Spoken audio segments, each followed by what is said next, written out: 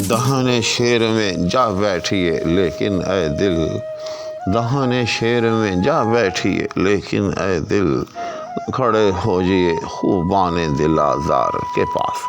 السلام علیکم ناظرین، مجدہ ذوق اسیری کے نظر آتا ہے دام خالی قفس مرغ گرفتار کے پاس۔ اس غزل کا ایک اور شعر لے کر آپ کی خدمت میں حاضر۔ سب سے پہلے حسب دستور اس میں موجود الفاظ کا ایک جائزہ۔ دہانے شیر، سب سے پہلے تو لفظ دہن کے بارے میں سمجھ لیں کہ یہ ہے جو ہے دال کے بعد یہ متحرک ہے۔ جب تک اس ہے کو متحرک نہ پڑھا جائے گا یہ شعر جو ہے وہ بے وزن رہے گا، یہ خارج عن البحر سمجھا جائے گا۔ تو اس لیے اس کو آپ نے جو ہے وہ دہانے پڑھنا ہے، دہانے نہیں پڑھنا، یعنی ہے پر زبر پڑھنی ہے، ہے پر جزم نہیں پڑھنی۔ اور دہن کا مطلب ہوتا ہے منہ، اور یہ بھی یاد رکھیے کہ یہ ایک مختصر صورت ہے دہان کی، مکمل لفظ جو ہے وہ دہان ہوتا ہے اور اس کی مختصر صورت جو ہے وہ دہن ہے۔ تو بہرحال دہن کا مطلب منہ، اور آپ نے اس کو دہنے نہیں پڑھنا، دہانے پڑھنا ہے، یعنی ہے کے اوپر جو ہے وہ زبر ہی پڑھنی ہے۔ تو دہانے شعر یعنی شعر کا منہ۔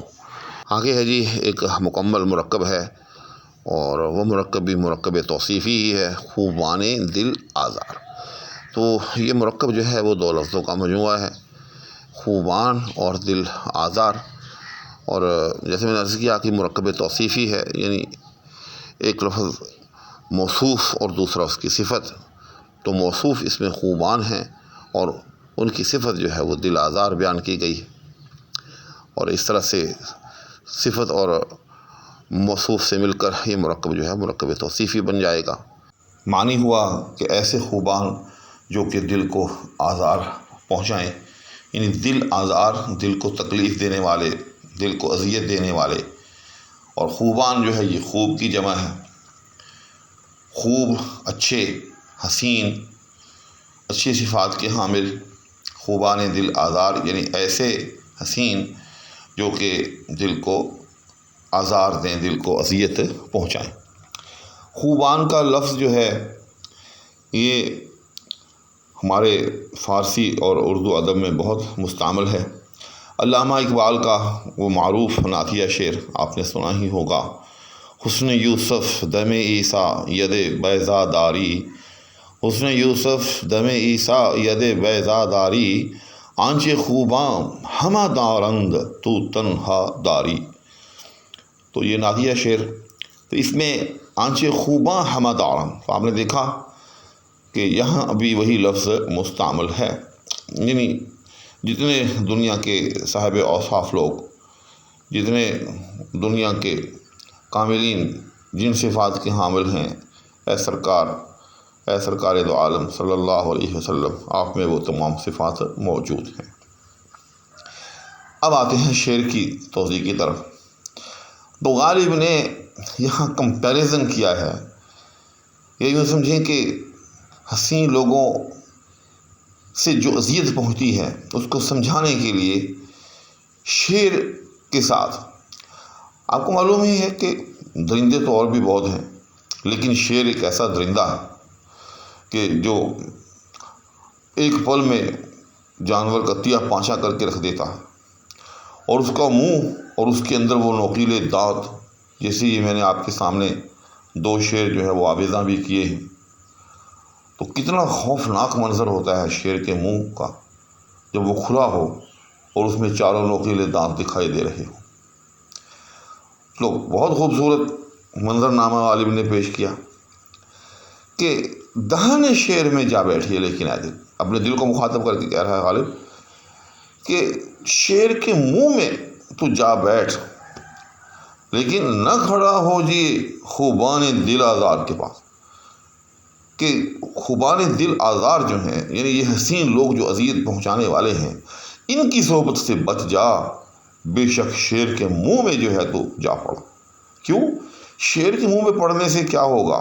ظاہر ہے شعر اس کو چبا جائے گا، کچل کے رکھ دے گا، تو ظاہر ہے اس سے بہت تکلیف ہوگی، لیکن وہ تکلیف اس تکلیف سے کہیں کم ہوگی جو خوبان دل آزار جو ہے وہ دل کو پہنچاتے ہیں، اور اس میں کوئی شک نہیں، جیسے میں نے شروع میں عرض کیا کہ اس غزل کے اندر جتنے بھی اشعار ہیں کمال اشعار ہیں، اور ان میں ایک معنوی ربط بھی ہے۔ دیکھیں نا، میں بھی رک رک کے نہ مرتا جو زوباں کے بدلے، دشنا ایک تیز سا ہوتا میرے غم و خال کے پاس۔ تو اس شعر میں بھی اسی شعر کی ایک گنہ جو ہے بازگشت ہے، یعنی ایک ہے کہ خنجر سے یک بارگی مار دینا، ایک ہے کہ رک رک کے مرنا۔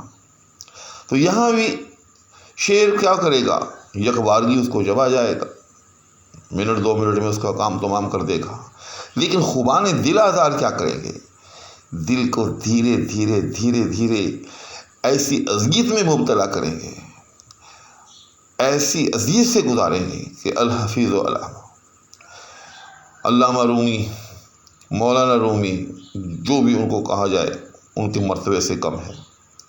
تو وہ اپنی معروف مثنوی مولوی معنوی میں ایک مقام پر فرماتے ہیں کہ نیست بیماری چو بیماری دل، کہ دل کی بیماری جیسی کوئی بیماری نہیں ہوتی۔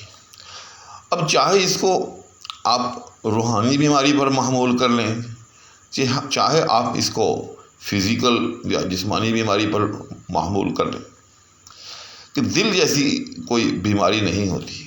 تو مطلب کیا ہے؟ تو مطلب یہی ہے کہ دل جب کسی اذیت میں مبتلا ہوتا ہے، وہ موذی، چاہے وہ درندہ ہو چاہے کوئی انسان ہو، جو انسان کے دل کو آزار، تو اس جیسی تکلیف کوئی نہیں ہوتی۔